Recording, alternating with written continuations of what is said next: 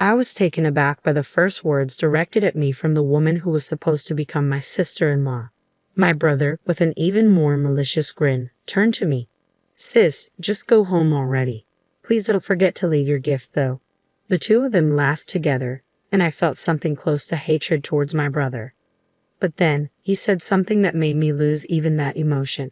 "Well, it doesn't really matter if we have your gift or not. All our relatives love me, and they are probably giving us a lot of money. Mom likes me more than you two, so she might even give me all of her property." "Hey, that makes it sound like you're just using them for money," I retorted. "Well, it can't be helped. They're a good source of income," he replied nonchalantly. I never thought my brother could be such a terrible person. Despite it being our first reunion in a long time, he hadn't changed a bit since the old days. If anything, his terrible personality had only worsened, and I couldn't stand it anymore. I reached my limit and left the waiting room while the two of them laughed together. "My name is Emma. I'm 32 years old. I work for a foreign cosmetics company. After graduating from college, I worked for another company but was lucky enough to be headhunted by my current company. The people I work with are ambitious, and I work tirelessly every day while receiving constant motivation. As a result, I now hold the position of department head. Ever since I started working at this company, they have recognized my worth. Every day has been enjoyable. Of course, there are times when I struggle with work, but the sense of accomplishment after overcoming those challenges is something I can't experience anywhere else. I've never been one to spend my days thinking about how much fun I'm having. Especially before going to college, my days were very stifling. I have a younger brother, Nate, who is 5 years younger than me. Ever since Nate was born, my mom has been completely devoted to him. She loves him so much that I became less important to her. As a young child, I couldn't find anything to fill the loneliness of not being cared for by my mom. The more my dad and relatives tried to pay attention to me, the more I missed my mom. On the other hand, Nate was the first boy born in our family in a long time. He was also the type to easily get spoiled by anyone.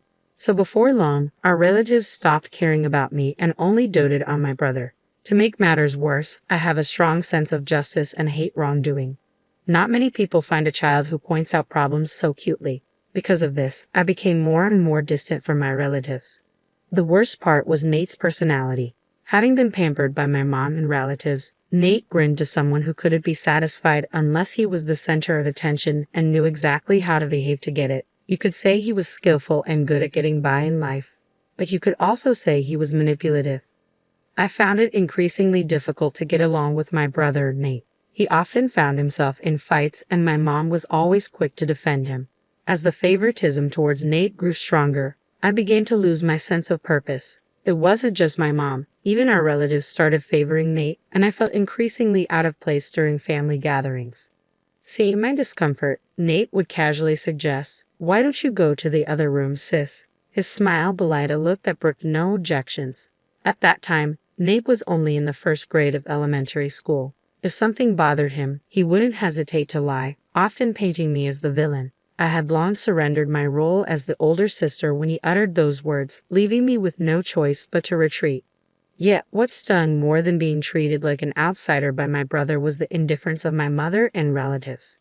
When my absence was noticed and my father inquired about my whereabouts, they merely shook their heads. My mother's response, "I don't know," felt like a dismissive brush-off. Nate, seizing the moment, would divert attention with one of his tales.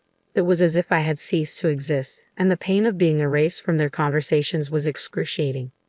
Nothing changed even in my absence. It was only my father's sister, Aunt Ava, who seemed to notice my absence. "Here you are. Don't you want to go back to the others?" she gently inquired as I sat, quietly grieving and frustrated. Without me even realizing, my aunt sat beside me, offering solace. As I buried my face in her lap, tears streaming down my cheeks, she began to speak softly. "I kind of understand how you feel, Emma," she murmured. "Maybe it's because I'm an older sister too. Ever since my brother was born, he was the one who got all the attention. You know how our relatives are, mostly women, so they really spoil the boys. I always thought it was unfair, even for you and Aunt Ava." I was taken aback to learn that my aunt, who always seemed so cheerful and in control at family gatherings, had also experienced feelings of jealousy towards her brother. Her admission caught me off guard, yet her gentle smile in response to my question softened the weight of her words. Yes, when I was a kid, I was so jealous of my brother all the time, Aunt Ava confessed. But he wasn't very talkative, so he wasn't always the center of attention like Nate. I think you must be feeling much worse than I did, she added, her hand gently stroking my head. It had been so long since I had received such comforting gestures, and I felt a mix of emotions, happiness and embarrassment for letting her see how vulnerable I felt. Our family has strong ties, you know, Aunt Ava continued. Nate is kind of cunning, or maybe he's just good at winning people's hearts. He has that kind of personality, right? Everyone gets easily fooled by him. Really, Aunt Ava? You think that about Nate too? I asked, surprised once again, realizing that no one else in the family seemed to see my brother in that light. Aunt Ava winked at me, surprised. So don't forget, I'm watching you, Emma. If you want, I can talk to everyone about it. No, it's okay. Just knowing that you're watching me is enough to make me happy, I replied softly. All right, I understand. But if there's anything you want me to hear, I'll listen. You can always rely on me, she assured me. From that moment on, I looked forward to seeing my aunt at family gatherings. Even now, though I've moved away, I still keep in touch with her regularly. The only other contact I have is the occasional email from my father with updates, as I rarely go home. I didn't expect to receive such unexpected news from my father. Nate was getting married. At a time when I was already feeling a bit anxious about the rush of marriages among my friends and even my coworkers, this news hit me hard. Though I wasn't unhappy with my current life, I couldn't help but feel a sense of disappointment. Then, to add insult to injury, Nate contacted me. Jesus, long time no see. His message read, I'm getting married, and my fiancée is already pregnant. Don't worry about not being married and showing our parents or grandchild. I've got that covered. But in return, give us at least $10,000 as a gift. It includes the costs of giving birth. Kids are expensive, you know. My already low excitement to celebrate Nate's wedding dropped to zero because of his sense of entitlement. I even considered not attending the wedding, but eventually I convinced myself that this was a once-in-a-lifetime family event and decided to accept Nate's request. On the wedding day, after the ceremony, we were led to a family waiting room to prepare for the reception. After a long absence, I reunited with my mom and relatives, and naturally, the conversation revolved around Nate. I tried to embrace his moment in the spotlight, but old memories kept resurfacing, casting a shadow over my mood. The gloomy, overcast sky mirrored my inner turmoil, and my mood darkened with each passing moment. That's when my dad approached me. Emma, it's been a while. How's work? He inquired. Oh, Dad, I'm managing somehow, I replied, trying to muster some positivity. I see. Would you consider coming back home more often? He suggested, but I couldn't bring myself to agree. Yeah, I'll come back when work calms down. Excuse me, I need to use the restroom. I excused myself hastily, escaping the stifling atmosphere of the family waiting room. It dawned on me that perhaps I hadn't changed as much as I thought, while others remained steadfast in their ways. Feeling uncomfortable in the presence of my relatives, I let out a heavy sigh. Just then, my phone buzzed with a message from Nate, instructing me to come to the bride and groom's waiting room immediately. Wondering what he wanted at such a crucial moment, I made my way there reluctantly. As soon as I entered, Nate wasted no time. Did you bring it? He demanded, his tone implying something ominous. It took me a moment to grasp his meaning, but the disdainful glances from him and his wife made it clear. Yeah, I brought the $10,000 gift. Are you satisfied now? Congratulations on your wedding. I offered my congratulations with little enthusiasm, my heart not truly in it. But immediately, I regretted my attempt at civility. $10,000. I clearly said to give more than that. Isn't it common courtesy to give more than the requested amount? Nate retorted, his tone dripping with entitlement. Isn't $10,000 already generous? I gave it because you said the baby was coming. Isn't your attitude a bit much? I fired back, frustration bubbling to the surface.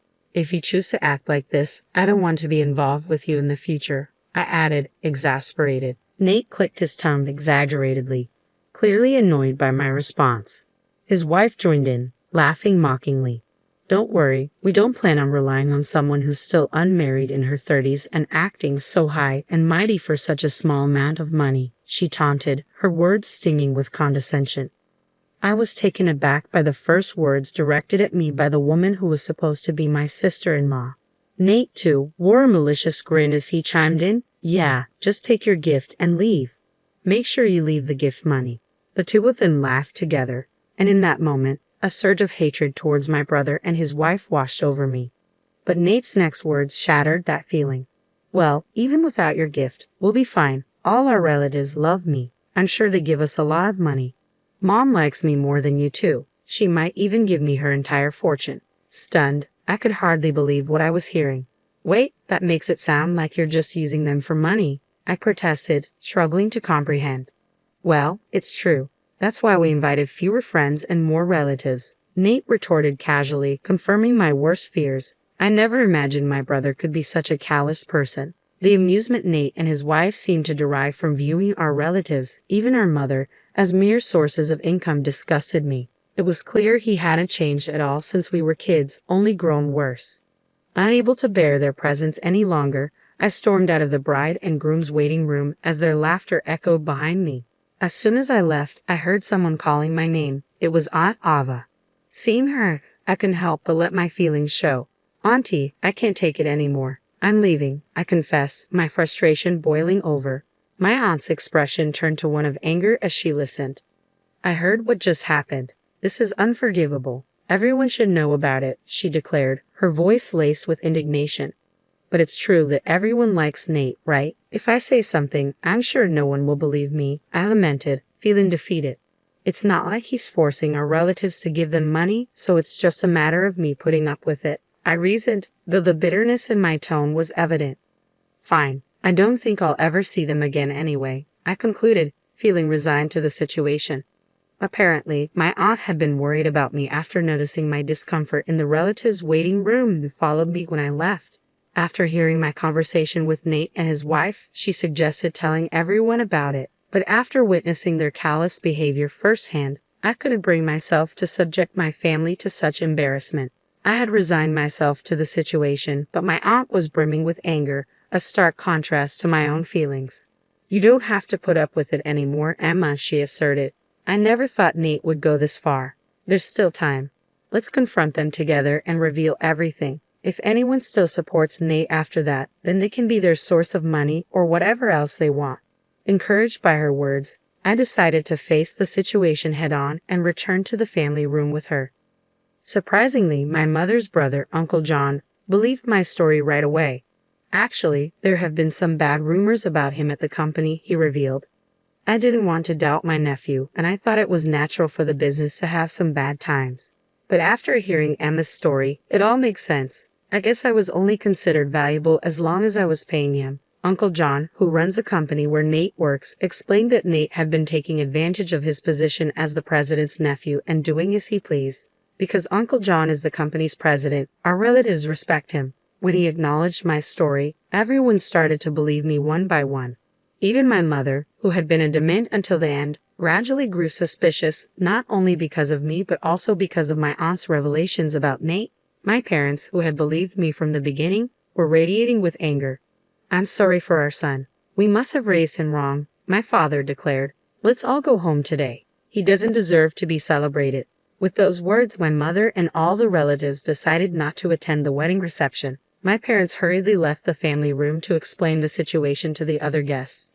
As we waited at the shuttle bus stop, the guests who were supposed to attend the wedding started to arrive. At the end of the crowd, I could see my parents. My father gave me a strong nod when he saw me. I was sure all the guests had decided not to attend. Thank you for believing in me, I tried to convey to my father. But as I approached him, he was yelling into his cell phone. It was Nate on the other end. It was the first time I had seen my father so openly angry. I heard from Aunt Ava, Nate, it seems you've been calling our family and relatives a bunch of gold diggers. How could you say that after all they've done for you? We have no intention of celebrating you anymore. We're going home today, my father declared before hanging up the phone. He apologized to me for all the hard times we had endured.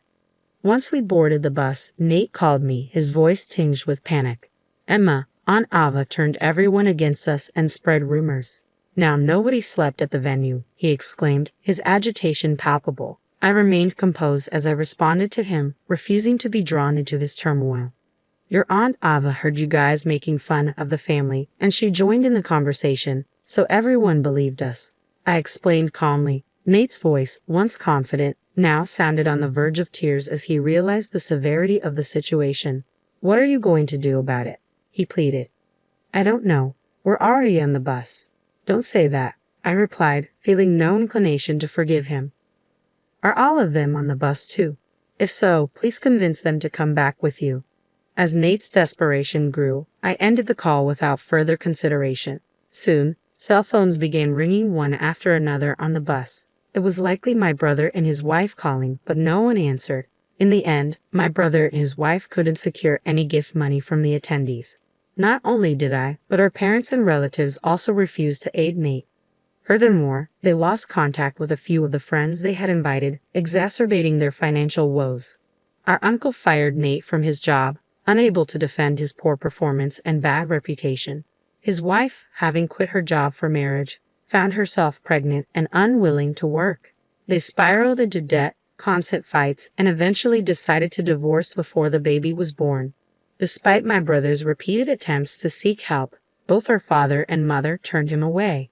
Meanwhile, I found myself visiting my parents' house more often since Nate's wedding, attending family gatherings without discomfort.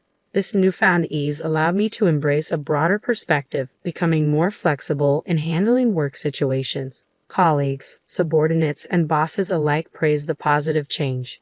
Just the other day, I was even invited to dinner by a salesperson from a company we've been dealing with, sparking a glimmer of excitement for the signs of spring.